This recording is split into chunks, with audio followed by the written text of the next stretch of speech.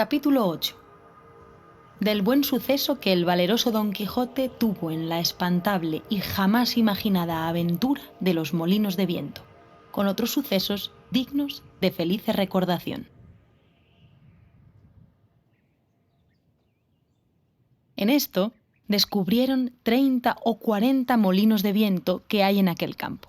Y así como Don Quijote los vio, dijo a su escudero: «La aventura va guiando nuestras cosas mejor de lo que acertáramos a desear, porque ¿ves allí, amigo Sancho Panza, donde se descubren 30 o pocos más desaforados gigantes, con quien pienso hacer batalla y quitarles a todos las vidas con cuyos despojos comenzaremos a enriquecer? Que esta es buena guerra, y es gran servicio de Dios quitar tan mala simiente de sobre la faz de la tierra». «¿Qué gigantes?», dijo Sancho Panza. «Aquellos que allí ves», respondió su amo, «de los brazos largos, que los suelen tener algunos de casi 2 leguas». «Mire, vuestra merced», respondió Sancho, «que aquellos que allí se parecen no son gigantes, sino molinos de viento, y lo que en ellos parecen brazos son las aspas que, volteadas del viento, hacen andar la piedra del molino». «Bien parece», respondió Don Quijote, «que no estás cursado en esto de las aventuras. Ellos son gigantes, y si tienes miedo, quítate de ahí y ponte en oración en el espacio, que yo voy a entrar con ellos en fiera y desigual batalla». Y, diciendo esto, dio de espuelas a su caballo Rocinante, sin atender a las voces que su escudero Sancho le daba, advirtiéndole que, sin duda alguna, eran molinos de viento y no gigantes aquellos que iba a acometer. Pero él iba tan puesto en que eran gigantes que ni oía las voces de su escudero Sancho ni echaba de ver, aunque estaba ya bien cerca lo que eran. Antes iba diciendo en voces altas: «Non fullades, cobardes y viles criaturas, que un solo caballero es el que os acomete». Levantóse en esto un poco de viento y las grandes aspas comenzaron a moverse, lo cual, visto por Don Quijote, dijo: «Pues aunque mováis más brazos que los del gigante Briareo, me lo habéis de pagar». Y en diciendo esto y encomendándose de todo corazón a su señora Dulcinea, pidiéndole que en tal trance le socorriese, bien cubierto de su rodela, con la lanza en el ristre, arremetió a todo el galope de Rocinante y embistió con el primero molino que estaba delante. Y dándole una lanzada en el aspa, la volvió el viento con tanta furia que hizo la lanza pedazos, llevándose tras sí al caballo y al caballero, que fue rodando muy maltrecho por el campo. Acudió Sancho Panza a socorrerle, a todo el correr de su asno, y cuando llegó, halló que no se podía menear. Tal fue el golpe que dio con él Rocinante. «Válame Dios», dijo Sancho, «¿no le dije yo a vuestra merced que mirase bien lo que hacía? Que no eran sino molinos de viento, y no lo podía ignorar sino quien llevase otros tales en la cabeza». «Calla, amigo Sancho», respondió Don Quijote, «que las cosas de la guerra, más que otras, están sujetas a continua mudanza. Cuanto más que yo pienso, y es así verdad, que aquel sabio Frestón que me robó el aposento y los libros ha vuelto estos gigantes en molinos por quitarme la gloria de su vencimiento. Tal es la enemistad que me tiene. Mas, al cabo, han de poder poco sus malas artes contra la bondad de mi espada». «Dios lo haga como puede», respondió Sancho Panza. Y, ayudándole a levantar, tornó a subir sobre Rocinante, que medio despaldado estaba. Y, hablando en la pasada aventura, siguieron el camino de Puerto Lápice, porque allí decía Don Quijote que no era posible dejar de hallarse muchas y diversas aventuras, por ser lugar muy pasajero, sino que iba muy pesaroso por haberle faltado la lanza, y diciéndoselo a su escudero le dijo: «Yo me acuerdo haber leído que un caballero español llamado Diego Pérez de Vargas, habiéndosele en una batalla roto la espada, desgajó de una encina un pesado ramo o tronco, y con él hizo tales cosas aquel día, y machacó tantos moros, que le quedó por sobrenombre Machuca. Y así, él como sus descendientes se llamaron desde aquel día en adelante Vargas y Machuca. Hete dicho esto porque de la primera encina o roble que se me depare, pienso desgajar otro tronco tal y tan bueno como aquel, que me imagino y pienso hacer con él tales hazañas que tú te tengas por bien afortunado de haber merecido venir a Bellas y a ser testigo de cosas que apenas podrán ser creídas. A la mano de Dios, dijo Sancho, yo lo creo todo así como vuestra merced lo dice. Pero enderécese un poco, que parece que va de medio lado, y debe ser del molimiento de la caída. Así es la verdad, respondió Don Quijote, y si no me quejo del dolor es porque no es dado a los caballeros andantes quejarse de herida alguna, aunque se les salgan las tripas por ella. Si eso es así, no tengo yo qué replicar, respondió Sancho, pero sabe Dios si yo me holgara que vuestra merced se quejara cuando alguna cosa le doliera. De mí sé decir que me he de quejar del más pequeño dolor que tenga, si ya no se entiende tan bien con los escuderos de los caballeros andantes eso del no quejarse. No se dejó de reír Don Quijote de la simplicidad de su escudero, y así le declaró que podía muy bien quejarse como y cuando quisiese, sin gana o con ella, que hasta entonces no había leído cosa en contrario en la orden de caballería. Díjole Sancho que mirase que era hora de comer. Respondióle su amo que por entonces no le hacía menester, que comiese él cuando se le antojase.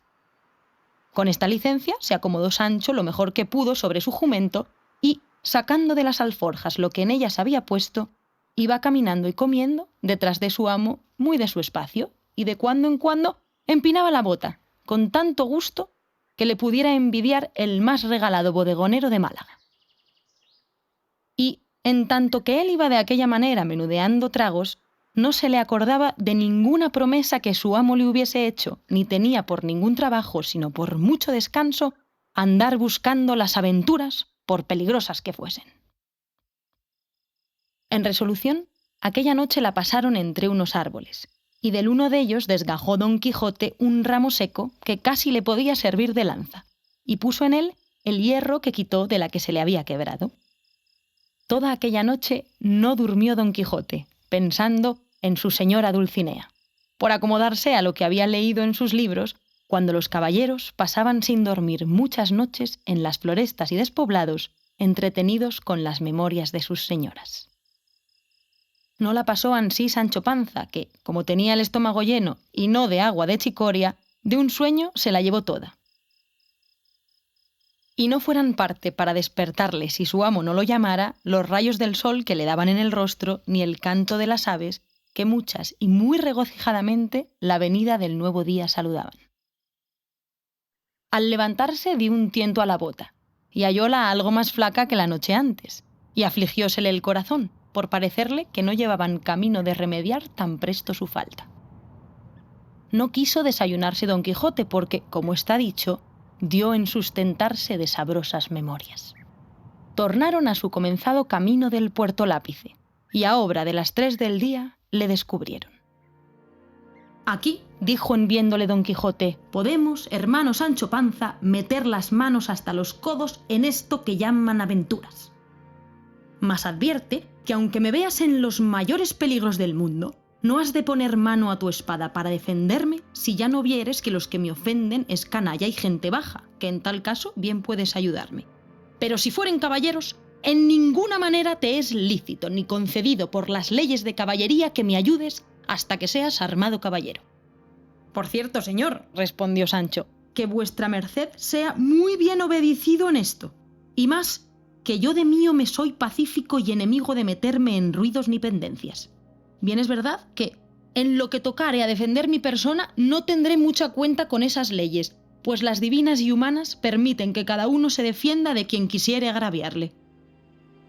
No digo yo menos, respondió Don Quijote, pero en esto de ayudarme contra caballeros has de tener a raya tus naturales ímpetus.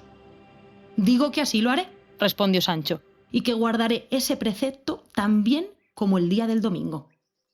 Estando en estas razones, asomaron por el camino 2 frailes de la Orden de San Benito, caballeros sobre 2 dromedarios, que no eran más pequeñas 2 mulas en que venían.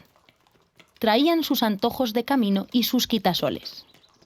Detrás de ellos venía un coche con 4 o 5 de a caballo que le acompañaban y 2 mozos de mulas a pie. Venía en el coche, como después se supo, una señora vizcaína que iba a Sevilla, donde estaba su marido, que pasaba a las Indias con un muy honroso cargo. No venían los frailes con ella, aunque iban el mismo camino, mas Apenas los divisó Don Quijote cuando dijo a su escudero: «O yo me engaño, o esta ha de ser la más famosa aventura que se haya visto, porque aquellos bultos negros que allí parecen deben de ser, y son sin duda, algunos encantadores que llevan hurtada alguna princesa en aquel coche, y es menester deshacer este tuerto a todo mi poderío». «Peor será esto que los molinos de viento», dijo Sancho. «Mire, señor, que aquellos son frailes de San Benito, y el coche debe de ser de alguna gente pasajera. Mire que digo que mire bien lo que hace, no sea el diablo que le engañe».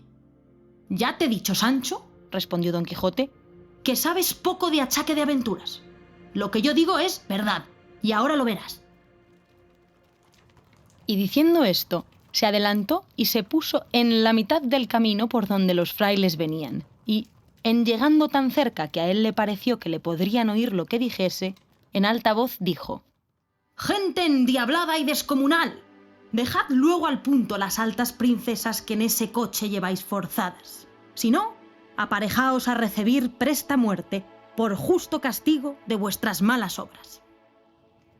Detuvieron los frailes las riendas y quedaron admirados así de la figura de Don Quijote como de sus razones, a las cuales respondieron: «Señor caballero, nosotros no somos endiablados ni descomunales, sino dos religiosos de San Benito que vamos nuestro camino y no sabemos si en este coche vienen o no ningunas forzadas princesas». «Para conmigo no hay palabras blandas, que ya yo os conozco, fementida canalla», dijo Don Quijote. Y sin esperar más respuesta, picó a Rocinante y, la lanza baja, arremetió contra el primero fraile, con tanta furia y denuedo que, si el fraile no se dejara caer de la mula, él le hiciera venir al suelo mal de su grado y aún malferido si no cayera muerto. El segundo religioso, que vio del modo que trataban a su compañero, puso piernas al castillo de su buena mula y comenzó a correr por aquella campaña más ligero que el mesmo viento. Sancho Panza, que vio en el suelo al fraile, apeándose ligeramente de su asno, arremetió a él y le comenzó a quitar los hábitos. Llegaron en esto dos mozos de los frailes y preguntáronle que por qué le desnudaba. Respondióles Sancho que aquello le tocaba a él legítimamente, como despojos de la batalla que su señor Don Quijote había ganado. Los mozos, que no sabían de burlas ni entendían aquello de despojos ni batallas, viendo que ya Don Quijote estaba desviado de allí, hablando con las que en el coche venían, arremetieron con Sancho y dieron con él en el suelo. Y sin dejarle pelo en las barbas, le molieron a coces y le dejaron tendido en el suelo, sin aliento ni sentido. Y sin detenerse un punto, tornó a subir el fraile, todo temeroso y acobardado y sin color en el rostro, y cuando se vio a caballo, picó tras su compañero, que un buen espacio de allí le estaba aguardando y esperando en qué paraba aquel sobresalto. Y sin querer aguardar el fin de todo aquel comenzado suceso, siguieron su camino, haciéndose más cruces que si llevaran al diablo a las espaldas. Don Quijote estaba, como se ha dicho, hablando con la señora del coche, diciéndole: «La vuestra fermosura, señora mía, puede facer de su persona lo que más le viniere en talante, porque ya la soberbia de vuestros robadores yace por el suelo, derribada por este mi fuerte brazo. Y, porque no penéis por saber el nombre de vuestro libertador, sabed que yo me llamo Don Quijote de la Mancha, caballero andante y aventurero y cautivo de la sin par y hermosa doña Dulcinea del Toboso. Y en pago del beneficio que de mí habéis recibido, no quiero otra cosa sino que volváis al Toboso y que de mi parte os presentéis ante esta señora y le digáis lo que por vuestra libertad he fecho». Todo esto que Don Quijote decía escuchaba un escudero de los que el coche acompañaban, que era vizcaíno, el cual, viendo que no quería dejar pasar el coche adelante, sino que decía que luego había de dar la vuelta al Toboso, se fue para Don Quijote y, asiéndole de la lanza, le dijo, en mala lengua castellana y peor vizcaína, de esta manera: «Anda, caballero, que mal andes, por el Dios que crió, que si no dejas coche, así te matas como estás ahí, vizcaíno». Entendióle muy bien Don Quijote, y con mucho sosiego le respondió: «Si fueras caballero, como no lo eres, ya yo hubiera castigado tu sandez y atrevimiento, cautiva criatura». A lo cual replicó el vizcaíno: «¿Yo no caballero? Juro a Dios tan mientes como cristiano. Si lanza arrojas y espada sacas, el agua cuán presto verás que al gato llevas. Vizcaíno por tierra, hidalgo por mar, hidalgo por el diablo, y mientes que miras si otra dices cosa. Ahora lo veredes, dijo Agrajes, respondió Don Quijote. Y arrojando la lanza en el suelo, sacó su espada y embrazó su rodela, y arremetió al vizcaíno con determinación de quitarle la vida.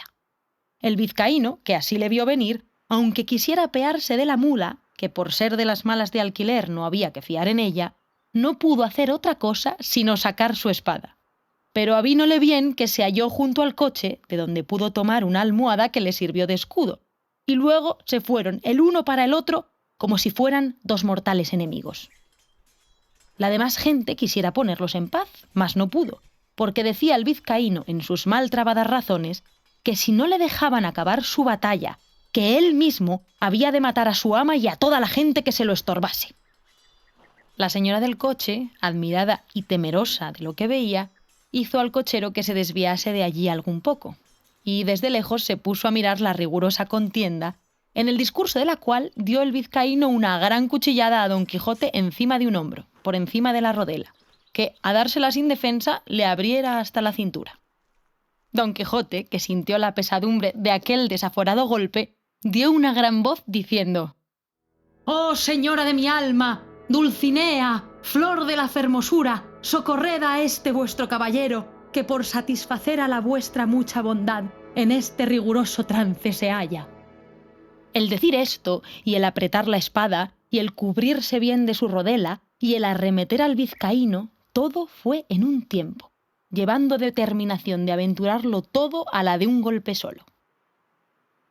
El vizcaíno, que así le vio venir contra él, bien entendió por su denuedo su coraje, y determinó de hacer lo mismo que Don Quijote, y así le aguardó bien cubierto de su almohada, sin poder rodear la mula a una ni a otra parte, que ya, de puro cansada y no hecha a semejantes niñerías, no podía dar un paso. Venía pues, como se ha dicho, Don Quijote contra el cauto vizcaíno, con la espada en alto, con determinación de abrirle por medio, y el vizcaíno le aguardaba ansí mesmo, levantada la espada y aforrado con su almohada. Y todos los circunstantes estaban temerosos y colgados de lo que había de suceder de aquellos tamaños golpes con que se amenazaban. Y la señora del coche y las demás criadas suyas estaban haciendo 1000 votos y ofrecimientos a todas las imágenes y casas de devoción de España, porque Dios librase a su escudero y a ellas de aquel tan grande peligro en que se hallaban. Pero está el daño de todo esto, que en este punto y término deja pendiente el autor de esta historia esta batalla, disculpándose que no halló más escrito de estas hazañas de Don Quijote de las que deja referidas.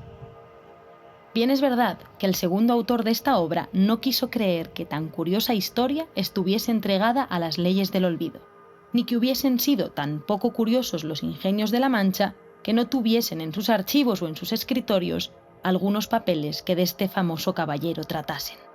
Y así, con esta imaginación, no se desesperó de hallar el fin de esta apacible historia, el cual, siéndole el cielo favorable, le halló del modo que se contará en la segunda parte.